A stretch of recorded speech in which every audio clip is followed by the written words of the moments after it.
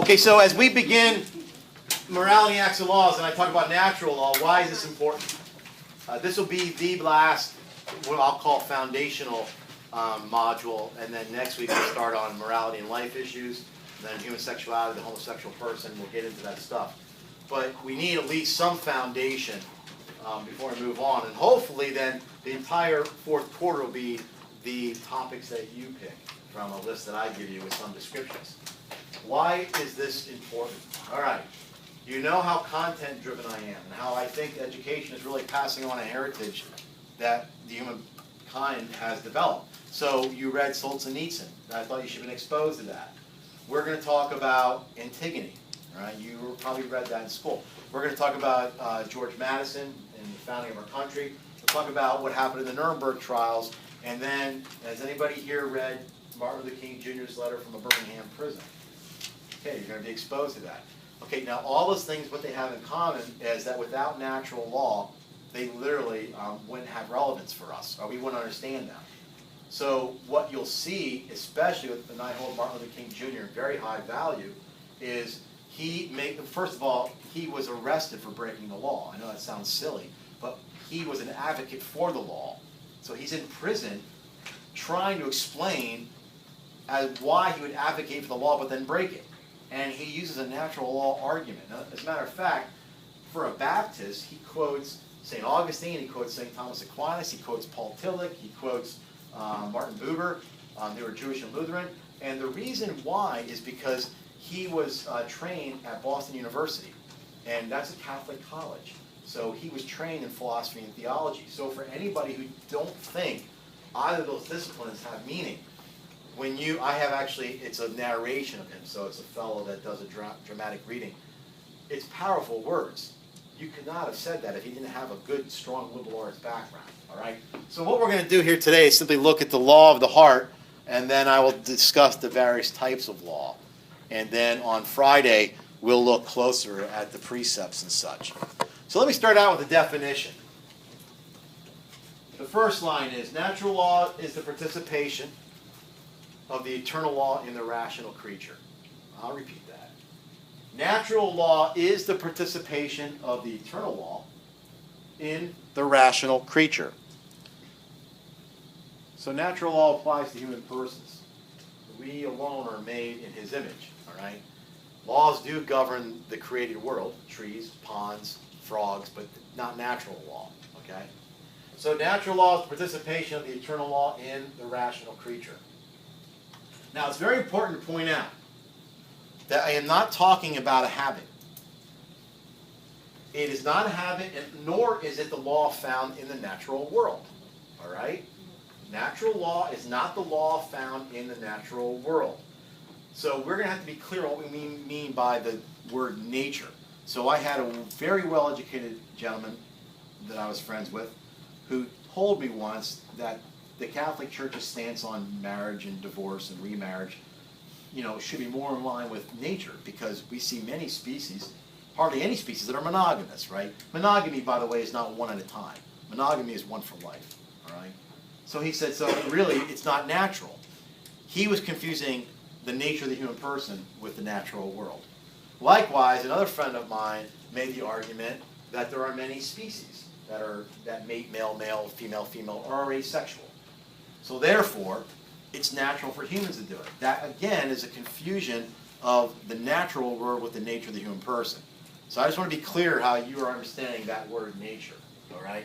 We'll talk more about that later. Now,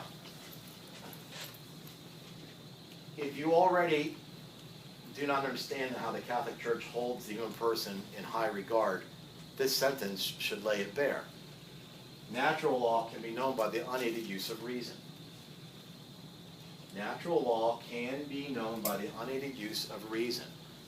So even though this is a Catholic school and this is a Catholic morality course, everything that I'm teaching you, whether it be human sexuality, the homosexual person, bioethics, social justice, go down the line, embryonic stem cell research, I can make natural law arguments without ever using the word Jesus or the Bible. All right? That's important. Plus, understand this comes from the Stoics, the ancient Greeks. This is like 2,300 years old. Does anybody know why Socrates was put to death? He had to drink the hemlock tea. Does anybody know why he was put to death? I feel like I do. What's that? Well, maybe you remember, you don't remember, maybe you've heard it. He was put to death for two reasons. One, he was accused of being an atheist and corrupting the youth. Okay, now why would he be an atheist? Because he believed in God, but he didn't believe in all the gods of Greece. And also corrupting the youth because he was teaching them what he understood. So he came by, without divine revelation, simply by reason alone, he determined there can only be one God, and that God must be good. And for that he was put to death. And by the way, he was not in prison to put to death. He had ample opportunity to escape or leave or recant. He said, I'd rather die than go against the truth. Wouldn't it be great if we had a handful of those people in the world today? All right? So nonetheless, unaided use of reason. This still can be known. Now, I realize this is a double negative, but that is how I want you to learn it, understand it, and hear it. Natural law is the law that cannot not be known.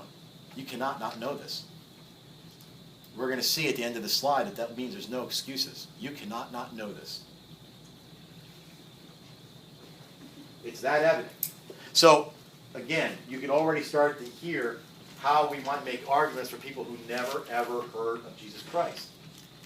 It's not, that will not determine your relationship with Christ in the end, if the law is the one that's of the heart. Okay? I'll explain this in a second. So let's talk real quick about the Ten Commandments and the relationship between them and natural law. Because really, Ten Commandments are nothing more than natural law. We can know everything on the Ten Commandments without anybody telling us. All right? So we might ask a question, why then? Well, let's start out with this. First of all, the relation to the Ten Commandments is that they're both revelation. They're both revealed. Natural law is revealed naturally, so that's natural revelation. And the Ten Commandments are revealed divinely, so that's divine revelation. But they're both revelation. One other thing, though. They both tell us something about the human person. That's pretty important. They both tell us something about the human person. Now, sometimes I get kidded by friends or family that you have a graduate degree in the human person. What did you guys do? I mean, once you knew what a human was, what did you do after that? Most people, if given the opportunity, couldn't articulate what it means to be human. I've already shared that with you. And you give me 5 minutes with them, I bet you I can get them a little tongue-tied when I start asking questions. This is so pervasive in our culture. Like, I just read an article, and I was actually posting it. I have a couple friends online that we go back and forth with. And it was written by a philosopher, and even though the article, part of it started, it was a little misleading. It started out by talking about, you know, what are the issues with bringing women into the draft for the armed services and for combat and all that. Okay? But the underlying part of it is, and this is what you'll see when we go into human sexuality, is that the modern world, ironically, sees women in relation to man. In other words, man becomes the standard for the woman. Now, if you were able to talk to my wife, you know, privately, she would tell you she's a feminist. But she doesn't use a male as the standard for who she is as a female. And to be quite honest, I've been in awe of her since I met her. So so we get conflated as to what is the human person. Well, I can go back to theology and tell you how are we made. Christ made us male and female. That's very important. We can't discount those, right? So we can talk more about that another time. But anyway, so those are the two things that this tells us. This tells us, one, that they're both revelation, and two, that it's something about the human person. Now, St. Irenaeus, he answers the question as to why on earth, if the Ten Commandments is natural law and it's written in our hearts, then why write it on stone tablets? St. Irenaeus replies that God was not content to leave it at that. He wanted to make certain we understood what was written on our hearts. So he was not content to leave it as is. He wanted to make certain we understood what was written on the hearts. For instance, you know, if Dom's mom sends him over to Giant or something to get bread, get milk, get eggs, this and that, and he starts to walk out of the house and his mom says, wait, here's the list. He might turn around and say, well, you just told me. And she goes, yeah, but I don't want you to forget. That is basically God's approach to this. It's that important.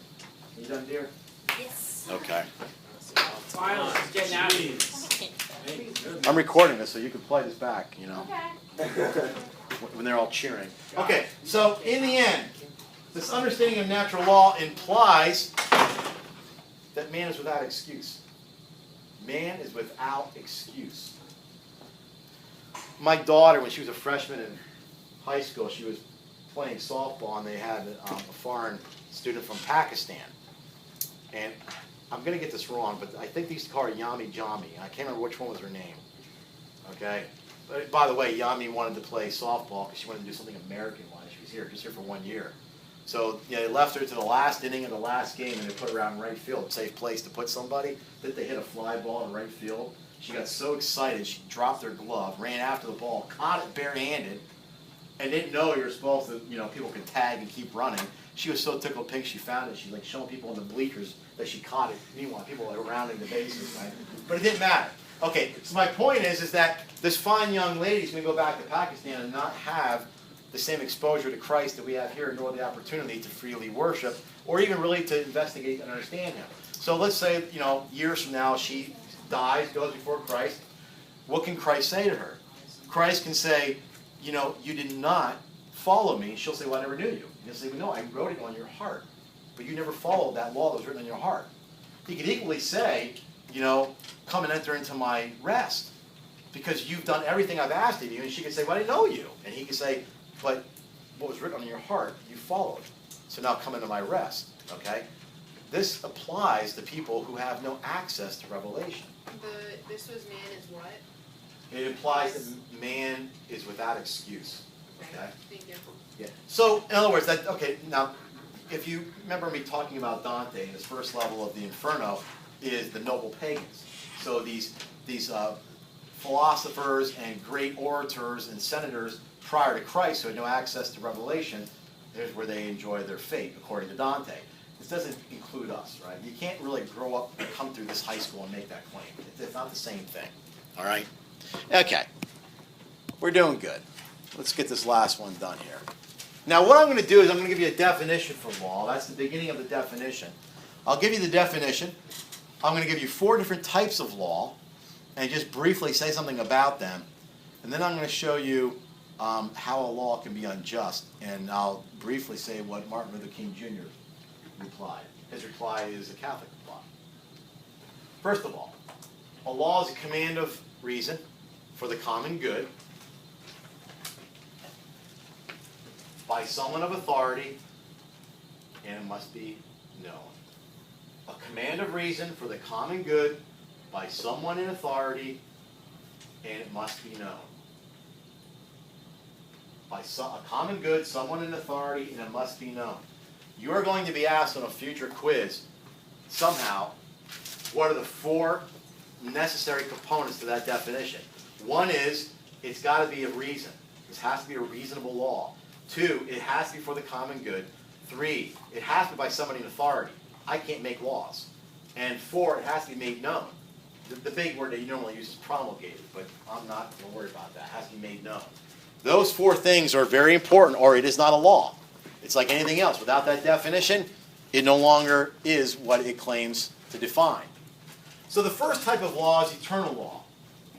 This is the law in God's own mind. This is the law in God's own mind. Think of the Logos. In the beginning was the Word was with God. In the beginning was the Logos was with God. Now, if you ever wonder what is God's relationship to His created world, this helps explain it. So when I have divine wisdom, what I mean by that is divine wisdom orders everything to its proper end. Think of that. So remember we used the big word teleological before? We look at the end. We look at the design. That helps us determine the end. It's God orders everything created to its proper end. That's us. So what is our proper end? Union with Him. What is the proper end of a sexual relationship? What is the proper end of the relationship between city and state? Between citizen and state. What is the proper relationship? You can even ask of a tree. Right? They're not made in God's image, but God is ordering all creation to its proper end. So there's no way He's not involved in the intimate playing out of His creation. That's eternal law. The law in God's own mind. The second law I'm going to talk about is called divine law. We say that this is the law as it appears to humans. So it consists of the Old and New covenants. Old and New Testament, same thing. This is the law as it appears to humans. It consists of the laws of the Old and New covenants. So this all falls underneath eternal law, but this is what's been revealed. So we have this in scriptures and tradition, such like that. Natural law, and I'll talk a little bit more about this. Natural law is man's participation in eternal law. Now, I know that sounds easy. You're writing down man's participation in eternal law, that's natural law. I don't think you quite get what that means. This is who God is, eternal law. When we say his own mind, we're talking about the reason, the logos. This is Christ. This is the Father. This is the Trinity. We have a story that says we can participate in that. And that is why I explained to you the Enuma Elish. I wanted you to see another creation mythos that basically said human people are an afterthought. You're the result, basically made out of the blood and the parts of the fallen dragon. You are basically made to be a slave for the king of Babylon. That's their story, not our story. We're made purposely, orderly, intentionally, as the apex of creation, to be made in his image. He allows us to participate in him. That's love. So the Imago Dei, the way we image him, is by we are participating in him. So if you start wondering to yourself, I wish God would reveal himself more deeply so we wouldn't have to wonder if he's real or not. He couldn't. This would be like, it's a bad analogy, this would be like trying to shove an airplane into a softball. You can't do it. We only get a drop of the law in God's own mind. But nonetheless, he allows us to participate in him. So we are rational, we are free, supernaturally oriented, we are relational, and on and on and on. All right? That's the dignity of the human person when it comes to Catholic moral theology. I think that's pretty significant. Then there's human law. These are the civil laws that you know. Human law is drawn from natural law and reason. Human law is drawn from natural law and reason. I was talking to a young lawyer. He graduated with a dual degrees, MBA and a law degree. And I asked him, how much exposure did you have to natural law? He didn't know what natural law was. I find that rather ironic, since our laws in this country are based on natural law. Now, why is that a problem? Okay? And I'll talk about the approved by custom in a second. Natural law and reason is there. Here's the problem. If you don't understand natural law and that our laws in the civil world are based on them, then your morality is basically boils down to legal and illegal. So this is why we have companies that are not corrupt. Why they're not corrupt? Because we don't do anything illegal. But that's not the border. That's not the line we draw, right? Does it go with the common good? So we have to ask on a deeper level, not whether it's legal or illegal, but whether we ought to be doing it. Is it in line with our nature? Why do we have politicians that nobody even is shocked when they lie anymore, right? Because lying's not illegal. Why are we shocked when some people, false advertise? Well, they put a disclaimer. I know you needed, a microscope to read it, but it was there. That type of stuff. We don't know yet. We only know what is illegal and legal, and that's the basis of our morality. Now, what I mean by approved by custom is that over time we've learned more about this and we've refined it. So when you hear an atheist say that morality can be derived from humans, we figured it out. On a certain sense, we say, yeah, we believe that too, but not in the same way. We believe that over time we did figure it out, but its origin was still not the human person. That's still where we disagree. Okay? So we're still going to see some sort of disagreement there. And for instance, a natural law will tell us that you can't go and break somebody's property. I can't go and smash your windows out. There's no way I cannot not know that. You can't be adult and say, well, I didn't know. Okay, so let's say that we have made a determination that is absolute, that I cannot damage your house under any circumstances. Okay. All of a sudden now, we get a call from you. You're having a heart attack. We go to your house, you're alone, and we can see through the window, you're in there, but the door's locked. Well, we can't damage the house. Let's hope they get up and get over here and get the door open. But we wouldn't think that, right? What did we learn? We learned that it's not an absolute. That there are occasions where you can damage people's property for other reasons. Okay, so all types of things like that we've learned through custom. So here's the problem. We don't start over with these laws, right? So you hear people say, well, I'm a free thinker. I want to think for myself. Okay, well, I'm not sure exactly what you mean by that. But let me tell you something. If your microwave broke, would you be a free thinker? And are you going to build your own microwave from scratch? You can't use YouTube. You got to figure it out yourself. Or are you going to rely on the wisdom of the people who've developed this technology over the years? But when it comes to natural law and morality, I'll ask the same question. Are you going to openly discount, because you're a free thinker, 2,300 years of approving human law by custom? No, that'd be foolish, right? So we've got to keep that in mind. Now, in the last 5 minutes, this is the part I like. A human law can be unjust in 2 ways. I'm going to tell you what each of those ways are, and I'm going to tell you what your response is to each of those ways. So make sure you know what the 2 ways are and what our response is to that. And then I'll talk about Martin Luther King Jr. A human law can be unjust. The first way is if it benefits the ruler over the common good. If it benefits the ruler over the common good. I'll give you a concrete example. I'm done teaching. I've been elected state senator. Now I'm involved in the process of making laws, right? I had this really sweet opportunity, and I passed a tax law that's basically going to give me a free ride. You guys, you're screwed. I'm sorry. You're going to have to pay more in taxes. But I can get away with hardly paying anything. That's an unjust law. Nobody's going to argue that's not. It benefits the ruler, not the common good. What should your response be to that? Your response should be, you must follow it if more evil would come otherwise. And I'll explain that. You must follow it if more evil would come otherwise. Well, what would be more evil? What if you said, I refuse to pay taxes because it's only going to help him? You would destroy our system here in Pennsylvania, let's say it that way, for collecting revenue and giving benefits and burdens, right? So you would create more havoc by not participating, even though it's a rule that benefits me. Okay, so if it's unjust in that way, where it benefits the ruler and not the common good, you still follow it if more evil would come of it otherwise. Sorry. You know, you good? Yeah, I was just playing my hair. Oh, I'm sorry.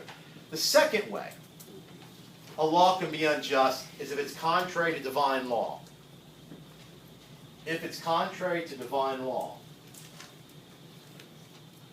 Your response to that? You are morally obligated to not obey it. Morally obligated to not obey it. What was the second one? If it's contrary to divine law. So I don't want you to start rustling and putting your pencils away. Listen to this. 2 things. One, I just heard on NPR the other day this new book that came out called Imbeciles. You know, back in the first part of the 20th century, they used to categorize people by their IQs. So depending on what your IQ was, you were a moron, imbecile, or idiot. Okay, those were psychological terms back in the day. Oliver Wendell Holmes, famous Supreme Court justice, had a famous line, and it's a sad part of our history, but he says 3 generations of imbeciles are enough. So there was a court case went before the Supreme Court in 1927 that said if you fell into one of these categories, you'd be forcibly sterilized.